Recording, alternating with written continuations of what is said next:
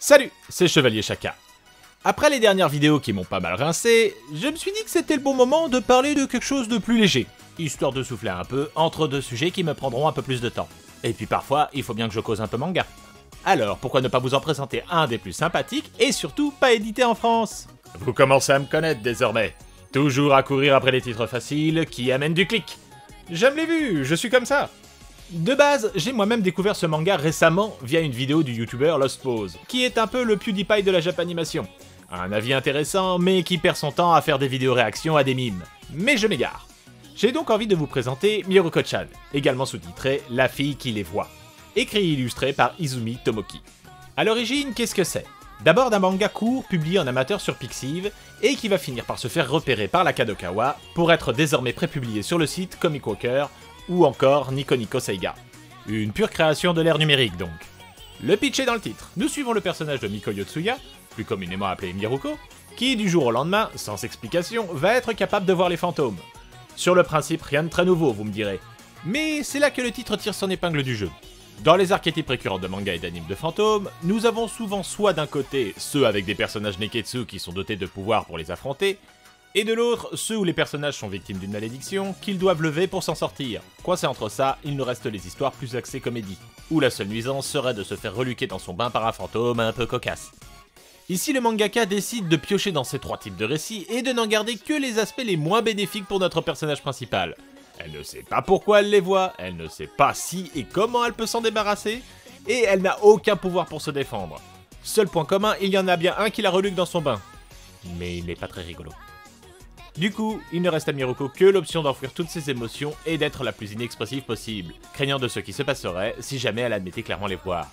Est-ce que ceci ne risquerait pas de la hanter de manière permanente, voire pire, pouvoir interagir physiquement avec elle et la blesser elle ou ses proches?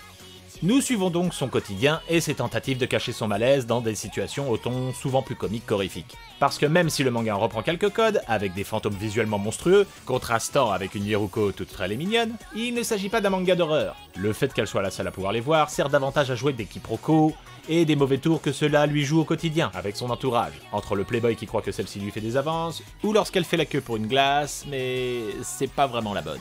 Le titre lorgne donc plus vers la comédie, au travers de ces situations, que le cauchemar. Même si au fil des chapitres, le rire s'est personnellement estompé, pour laisser place à une sorte d'empathie envers notre héroïne. Toujours au bord des larmes, et à deux doigts de craquer nerveusement, l'usure qui transparaît peu à peu chez Miruko devient de plus en plus flagrante, et on ne peut pas s'empêcher de lui souhaiter de trouver enfin un peu de répit, et que son cauchemar s'arrête. Mais ce n'est pas la seule raison qui fait que le rire finit par se faire plus discret.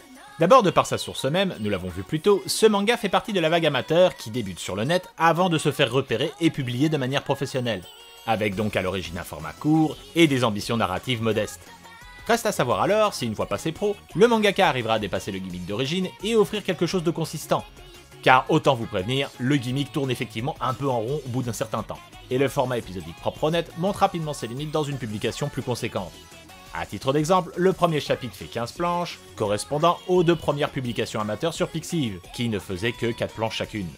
Alors le mangaka ajoute des éléments pour allonger ses scénettes, avec des premiers chapitres qui se composent souvent de 2 histoires courtes, ce qui est très efficace de prime abord et qui donne un rythme certain au manga, mais qui forcément épuise le filon d'autant plus vite et montre rapidement les limites du concept. Sauf que c'est au moment où la rupture semble proche qu'Izumi Tomoki se met à explorer de nouvelles pistes, comme conscient qu'il a fait le tour de son sujet et qu'il est temps de tenter des choses différentes.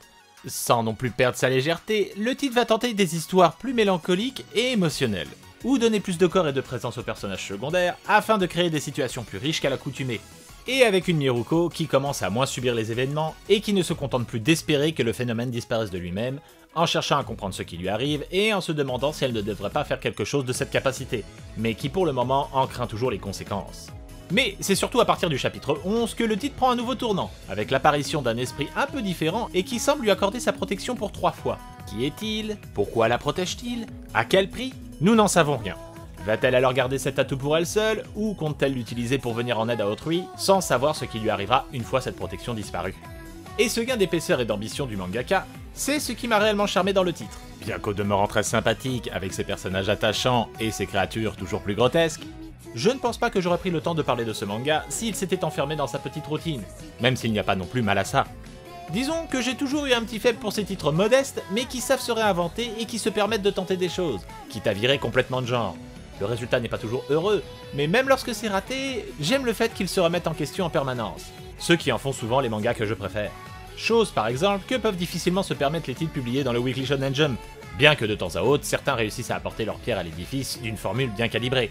N'allez donc pas dire que je mets tous les mangas dans le même sac. Mais la majorité ne viennent qu'appliquer une formule qui a fait ses preuves, souvent bridée par un éditeur qui n'est pas là pour faire de l'art, mais pour écouler ses tonnes de journaux.